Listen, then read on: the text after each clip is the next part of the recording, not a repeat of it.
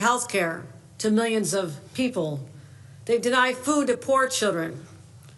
Why? All this to give tax breaks to their billionaire buddies. And also now they're crushing the middle class with tariffs, which are simply poorly disguised taxes. We're hearing the news today how everything is going to go up.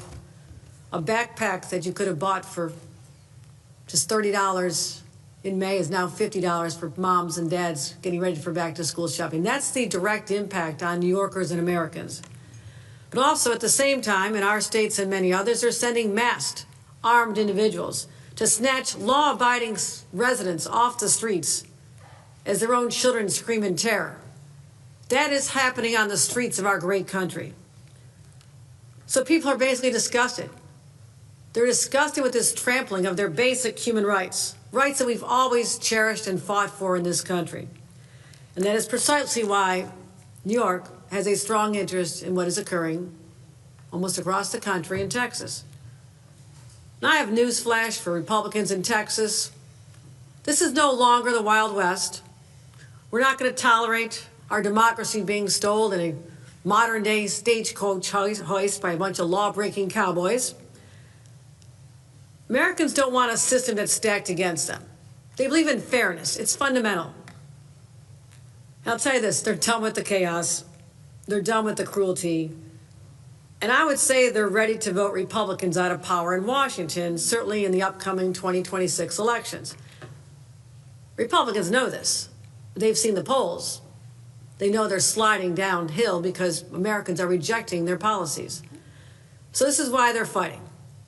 They know they'll lose the elections, but to subvert the will of the people, they're hell-bent on rigging the system. Rigging the system is un-American. Congressional districts are never redrawn mid-decade as they are. But here they are, flagrantly breaking the rules so they can hold on to power. And with that power, they're going to inflict even more pain. And they'd rather eliminate fairness in the system than to proceed knowing they're going to lose. They'd rather silence voters than serve them. From my perspective, to refuse to stand up and fight for our democracy as we are joining in solidarity with our friends from Texas means one thing. You won't fight for democracy, you're doomed to lose it. For almost 250 years, our democratic experience has been fought for, and it's endured. As governor of a state where many of those early battles took place, we're commemorating them next year. Those battles for freedom were here. That's why I cannot stand by and let this happen, while Donald Trump and his co-conspirator, Greg Abbott, erode our democracy and drag us toward authoritarianism. Now, what Texas and Republican states are doing at the direction of Donald Trump, I say is nothing short of a legal insurrection against our capital. Legal meaning they're using the legal process. Does not mean it's legal, and it must be stopped. If Republicans are willing to rewrite these rules to give themselves an advantage, then they're leaving us no choice. We must do the same. There's a phrase, you have to fight fire with fire. That is a true statement of how we're feeling right now. And as I've said, another overused but applicable phrase, all's fair in love and war. That's why I'm exploring with our leaders every option to redraw our state congressional lines as soon as possible. Our state legislative leaders, Carol Heastie, Majority Leader Andre Stewart-Cousins, they're on board, as are their members.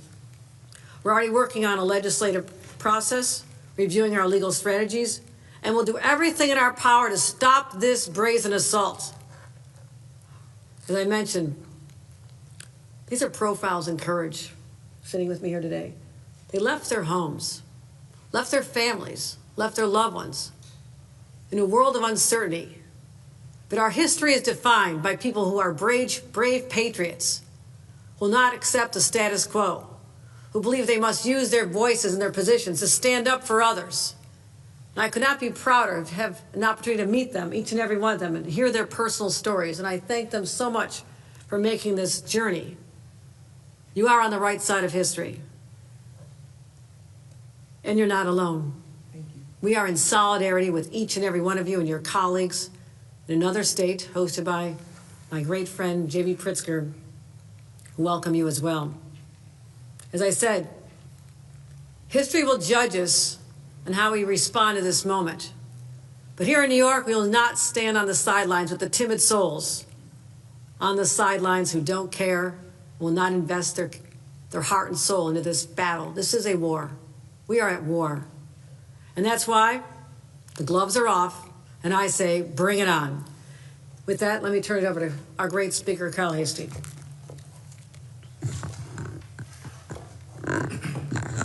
So thank you, Governor, and thank you to our great colleagues from the great state of Texas. I'm a fan of something big in Texas.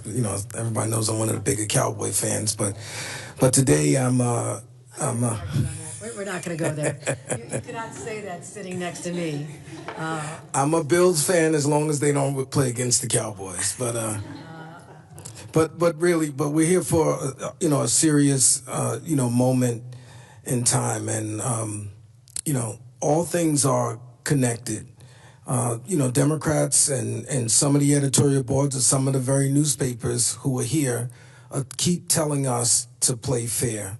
And it's very difficult to say play fair when your opponents are playing dirty and using every tool in their tool shed, toolbox to kind of undermine democracy. Since this guy has been sworn in, there's no respect for the Constitution. There's no respect for people.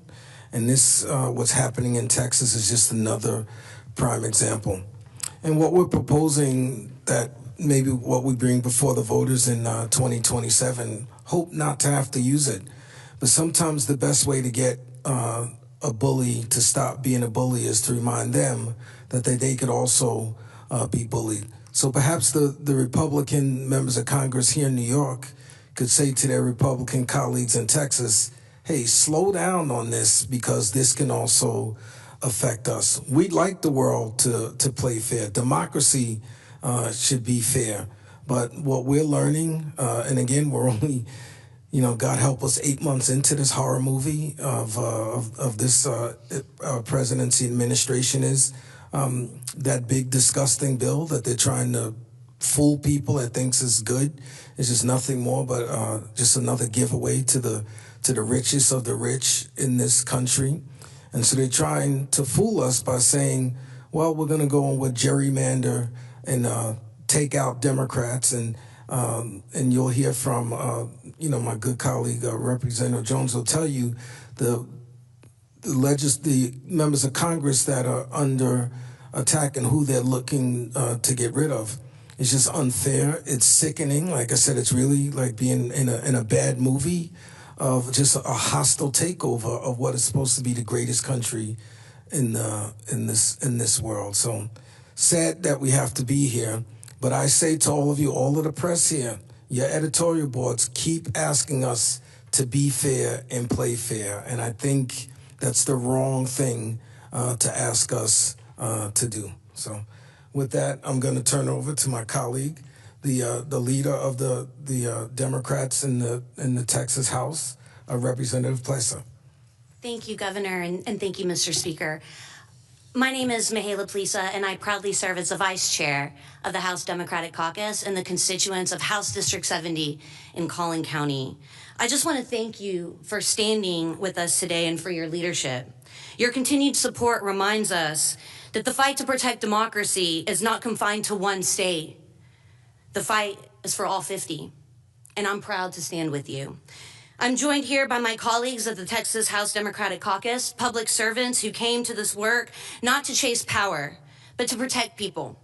I'm proud to stand beside them in this moment of national urgency. But before we get into the redistricting crisis in Texas, I want to acknowledge something else that we share in common that connects us, and that's the recent flooding that happened in both of our states. New York just experienced flooding. They put people over policies, and they declared a state of emergency.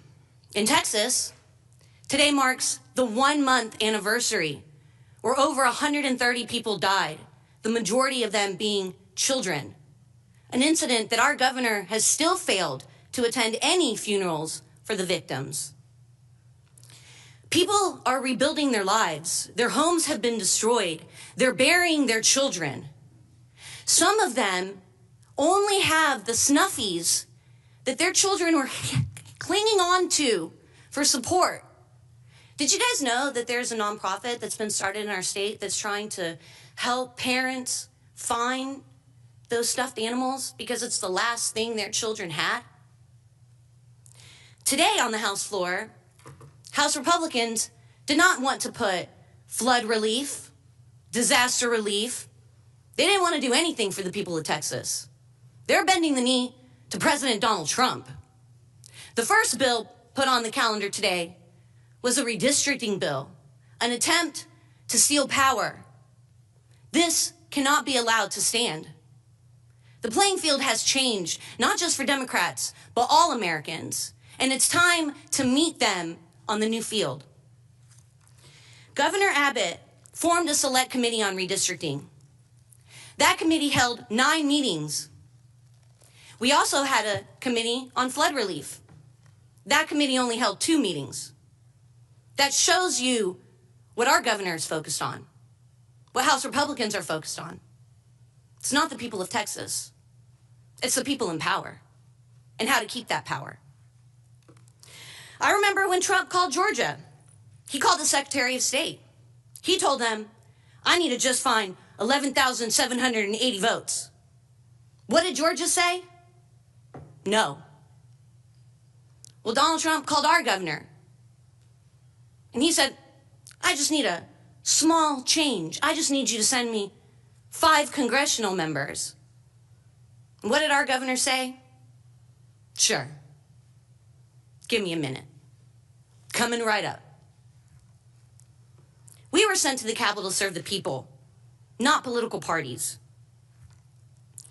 While Texas are waiting for relief, Republican leaders are redrawing maps to silence voters, hijack our democracy.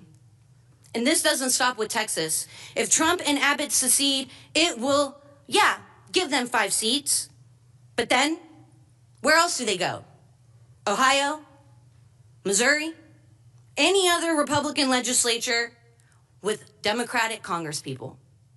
They're on the chopping block too. Is that fair? Is that just? The fight isn't just about lines on a map. It's about lives on the line. That's why we're here. That's why we're fighting. It's about democracy. It affects every single American. We need Democrats across the country in state houses, in Congresses, in communities to say loud and clear, this is not who we are. And this is not what we will accept. This is a rallying cry. This isn't just about the people who voted for us. It's about every American who believes that the power belongs to the people, not one man, not a king. And I will not allow this one man to rewrite the rules of our democracy behind closed doors. This is about representation, about fairness, and about the integrity of our elections. We are not here to resist. We are here to fight. And we are asking for your help in this fight. Thank you so much, Governor. Thank you, Mr. Speaker. Thank you. We'll take questions now from the press. And again, you can hear the depth of passion, how strongly people feel about being on the front line of this fight, even at their own personal cost. And I call on all Americans who love our democracy to stand with the Democrats in Texas at this hour of need. Support them any way you can. And I assure you that the people of the great state of New York will be there with you on the front lines of this war to save all that is great about our country, including its democracy, which has endured for 250 years.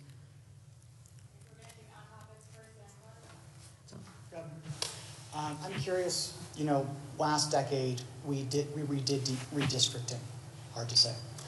Do you think, given this situation where we've had these court battles, everything, that in this 2027 amendment that you may put forward, that the Independent Redistricting Commission should be disbanded or changed in some way so that you don't have to go through that again in 32? Yes.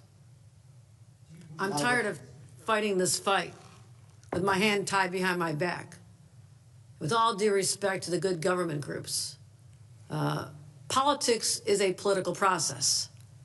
And to think that we're going to do this with a purity test and make sure it's completely fair to everybody involved, the reason we are able to draw the lines because we're Democrats, because the majority of people in this state selected us, elected us to be leaders. And when we say that we cannot use that power to its fullest, then we're abdicating the responsibility that we all have. Republicans take over the legislature, they can have at it.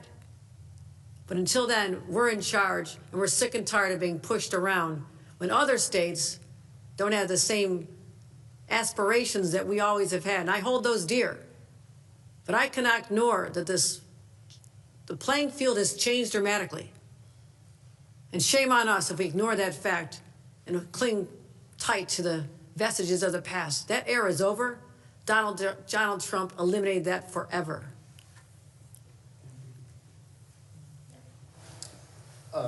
For Representative Plessa and your colleagues from Texas, what is your response to Governor Abbott, accusing you all of, possibly committing a felony by being here and not returning to Austin by this afternoon? Is it safe to say you have no immediate plans and plan to stay here indefinitely?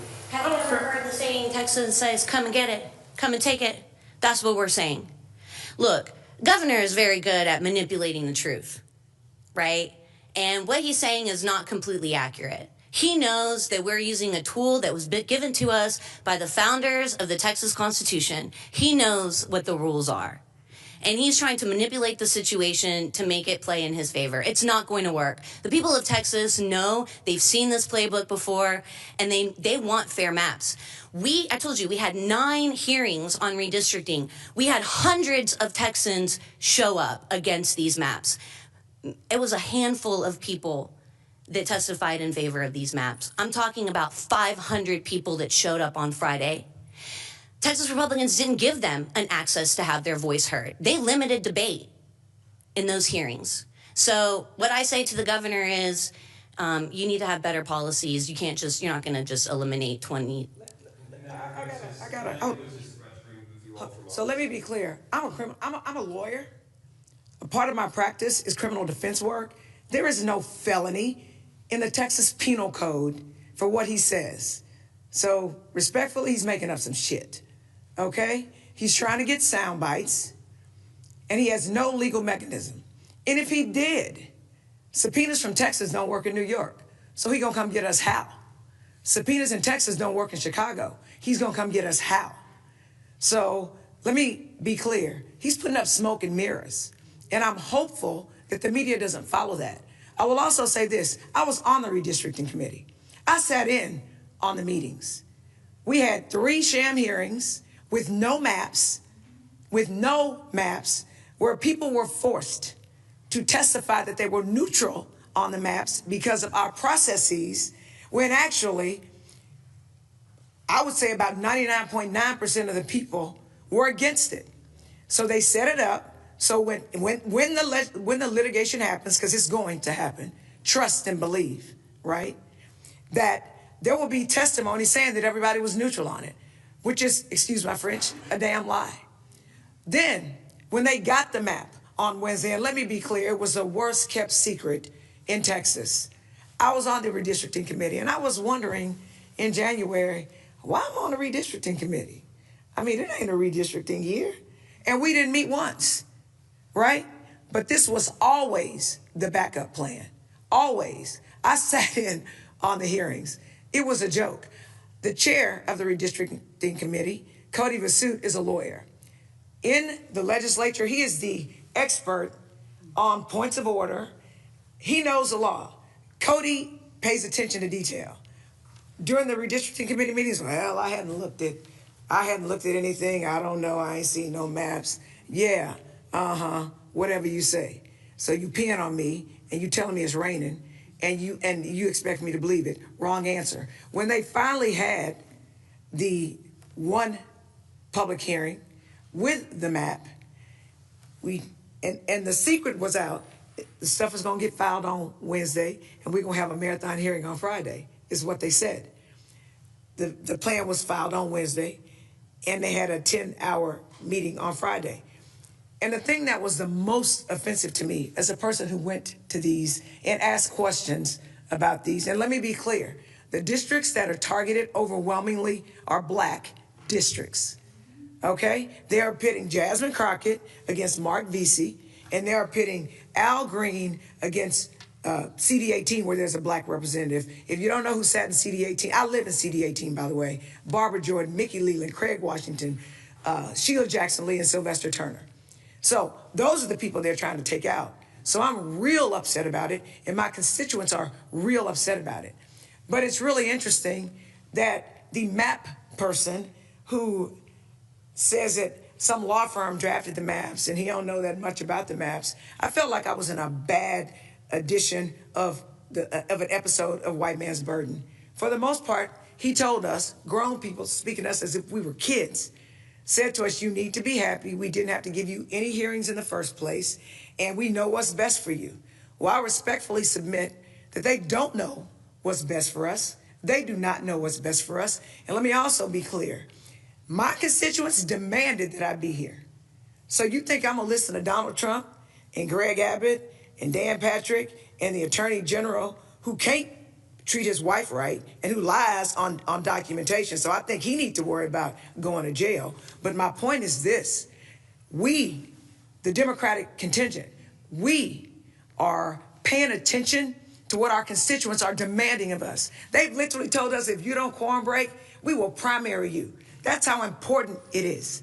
This is, people wonder, why should New York be concerned about what's going on in Texas? Why should anywhere be concerned with what's going on in Texas? I'm gonna tell you why.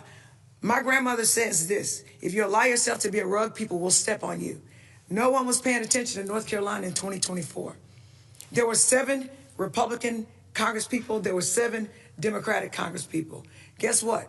The Republicans rigged the game in North Carolina, and they took 3 seats. I'm gonna say this one more again, that's Ebonics for those of y'all who don't speak it. They took 3 seats. Congress has a 3 Republican majority. Ding, ding, ding, ding, ding. So we weren't paying attention to what was going on in North Carolina. And look what we have. We got that big, ugly, terrible bill shoved down our throats. So guess what? I was paying attention. Fool me once, shame on you. Fool me twice, shame on me.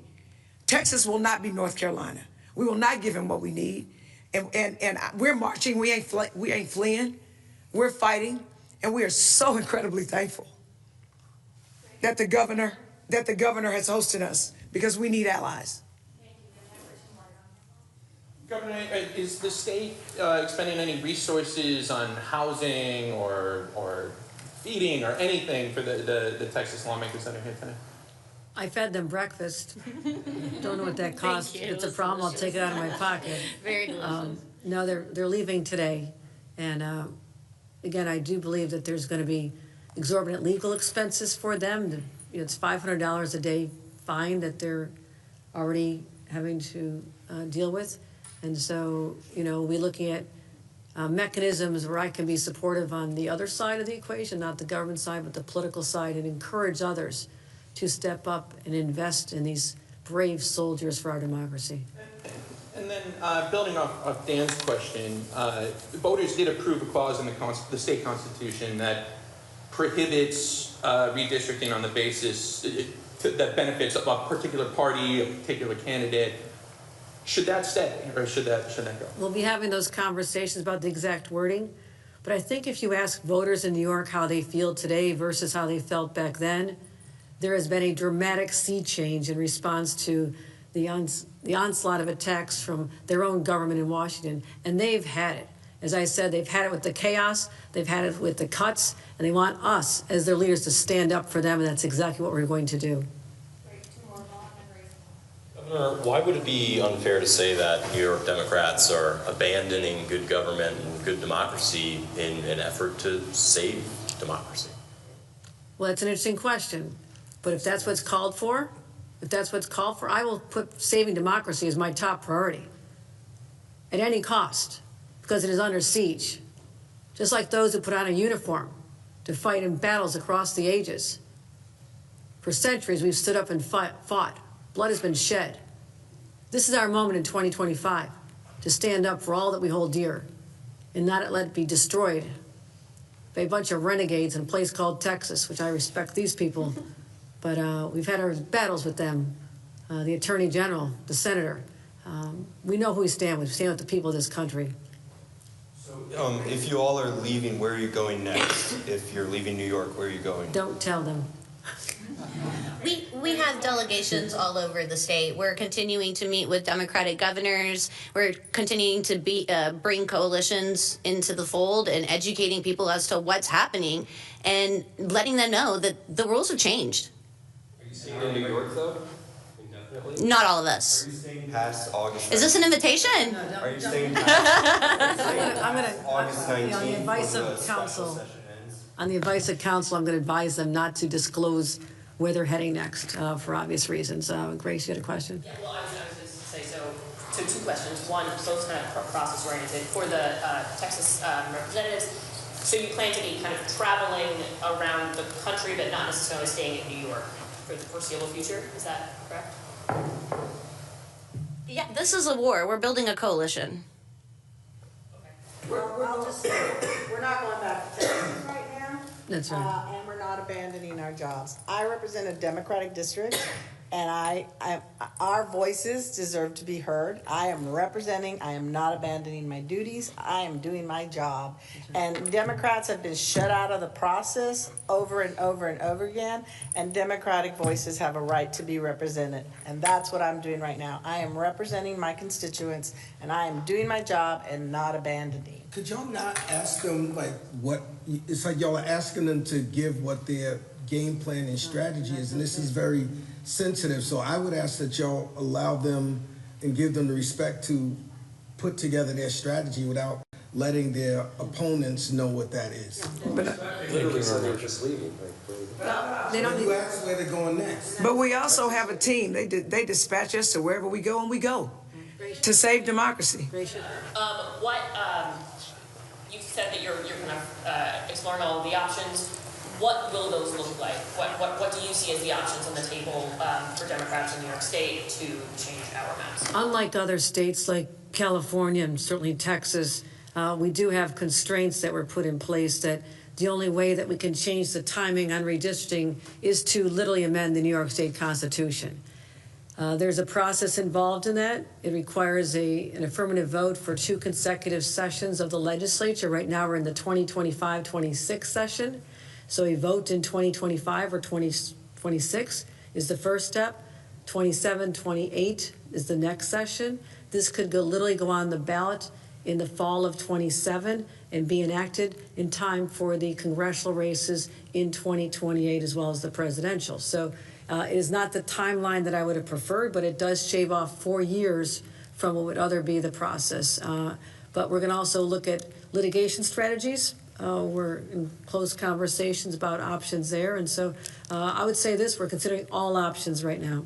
Great, thank you. All right, thanks, Mr. everybody. Speaker, you earlier said that you're asking editorial boards to, I think you said a few moments ago, shouldn't ask you to quote unquote play fair. So just so I have this straight, or just so I'm clear, are you and the governor, are you saying that your plan is to quote unquote not play fair just because in Texas they're not playing fair? Are you concerned about a slippery slope? The point that I'm trying to make is Democratic states have gone to independent redistricting commissions, and they're so, or say nonpartisan. In politics, there's no such thing as nonpartisan. So all I'm saying is I think it's difficult to ask New York, California, and other Democratic-leaning states to play nonpartisan while the Republicans play very partisan. That's the point I'm making. Are you all staying past August 19th out of Texas? Are you going to remain out of Texas?